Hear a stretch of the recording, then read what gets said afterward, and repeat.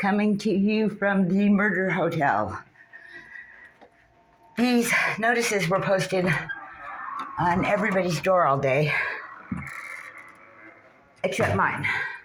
I left for a little bit to see Thomas and came back, and now it's posted on mine also.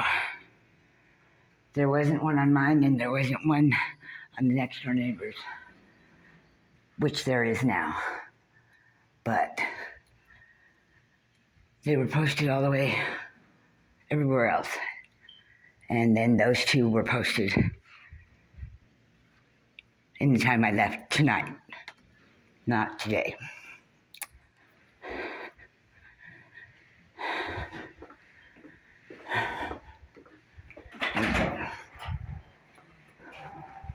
Sorry. Take a walk down to the elevator. I'm not sure what they say. I will have to get my cheap magnifying glass and try to read it back in the room.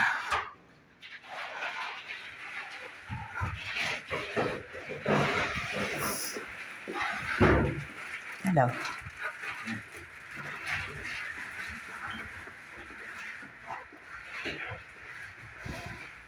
What I did want to show is the hallway. Haven't seen any poop yet today, but I am now carrying Bitsy whenever I'm in the shelter hotel. I'm carrying her. I am not allowing her on the leash to walk. So I'm not being accused of her having bowel movements in the hallways, as I discussed with the housing caseworker in our meeting that was recorded. But this null and voids the excuse that she was giving, that it didn't have to be registered with the state, just with the shelter hotel, because although I couldn't read my intake information, there was an area in the intake that showed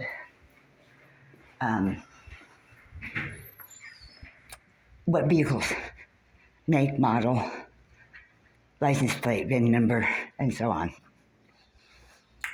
And I had told her, because Thomas didn't come in on intake, we were treated so horribly, and just like criminals, after being shoved over here, which was not the agreement between ourselves, the mayor's office, the city and county of Denver.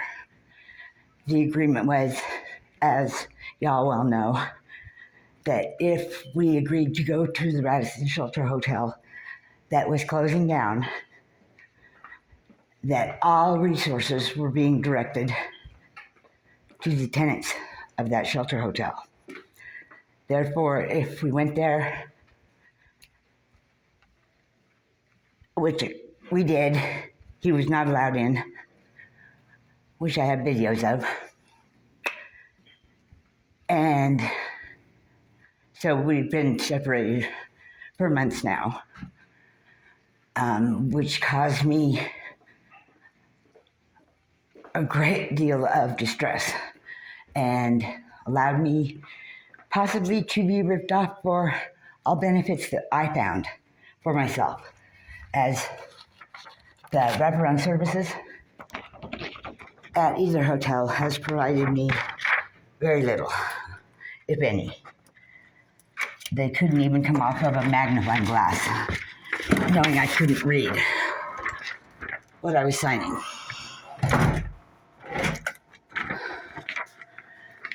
Okay, so the excuse she gave me was it didn't have to be registered with the state. It had to be registered with the hotel, which is ludicrous because, like I said, when doing intake, that is part of what is actually signed and initialed, which I have not got a copy of. Something I have got a copy of is what she gave me in the meeting that was recorded yesterday, while she tried to tell me it didn't need to be registered with the state, just with them. Well, when you do intake, if you have a vehicle, whether it's a motorhome or a car or whatever, they take all that information then. So what she was saying was absolutely ludicrous. And what I was trying to tell her was the city and county of Denver, through new DRMCs, different basic tickets that they've come up with, and put on abandoned vehicle warnings, which have absolutely nothing to do with abandoned vehicle warnings. And there'll be a video explaining all of this. It says even on private property, if you're homeless and you have your motorhome or your car or whatever parked there on private property, they can tow it unless you have been given permission by the owner of the property or the people in lawful control of the property. The police will come and steal it. That is what I was reiterating to her, which is absolutely true. And there is absolutely no way in hell that we could ever trust any of these people, because nobody's come correct. And the 50 videos that I have of DPD targeting, tormenting, and terrorizing us for years, assaulting us, literally, stealing 2 mobile shelters from us, along with all tools for survival. They have also costed us 2 separate trailers, pull-behind trailers, and as far as I'm concerned, our pickup truck that we ended up scrapping to pay for insurance on our motorhome. As Community Outreach Officer Matt from District 2, we threw it back to them and said, okay, help us. Thomas needed to get his license, needed to get insured, which turned into a hell of an ordeal, because you don't just go down and take your driver's license test anymore. You have to go through a private company and set up appointments, and it costs like $200 just to take the driving part of the test, and months because you have to set up appointments, the whole thing, which we got all done due to no assistance, help, or anything but undermining and preventing from DPD and Community Outreach Officer Matt from District 2, as he sent down somebody from his office who came to the aid center where DMB was coming once a month with somebody else's credit card to help pay Thomas's reinstatement fee for his driver's license. Once again, absolutely ludicrous. Obviously, the DMV is not going to be able to take somebody else's credit card from this individual that was sent down from DPD, which prevented him getting his license back and so on for several more months at least. And we had everybody bail, of course, when it came down to registering it. The Colorado Homeless Coalition did help in the fact that they helped pay his reinstatement fee. We had to pay a year's insurance prior to him getting his license reinstated even, which we did. So I considered that another loss. Then we have the hit and run on December 14th, 2024, which we have 4 videos, one of them with officers on scene doing absolutely nothing, walking around and bullshitting, leaving evidence that was ripped off the semi-trailer because the semi-truck cleared us.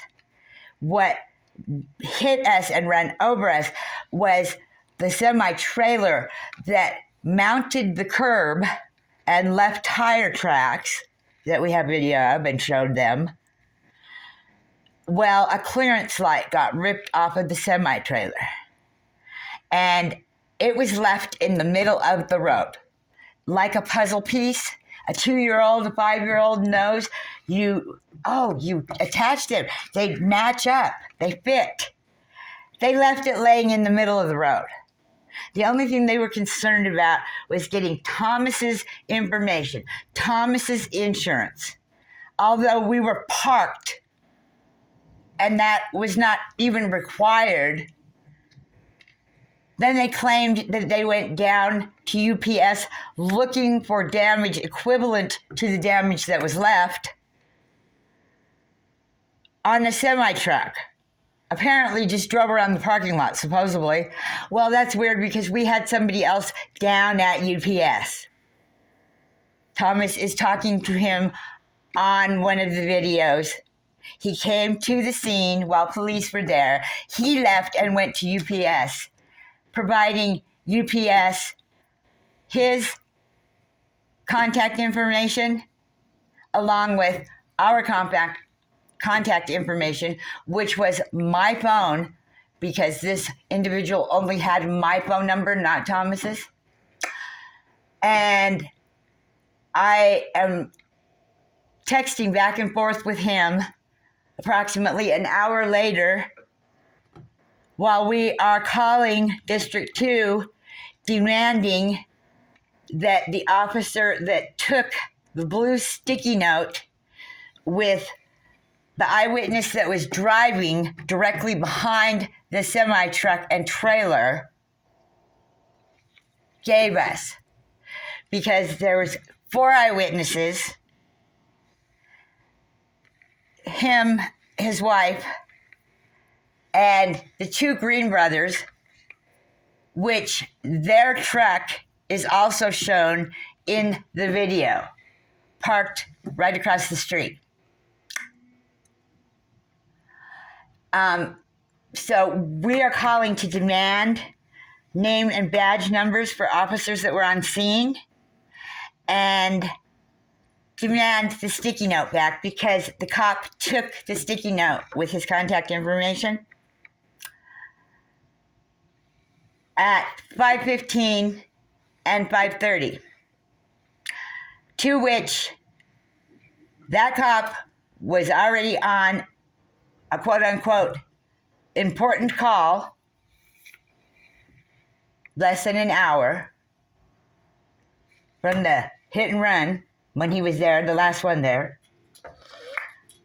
And he never returned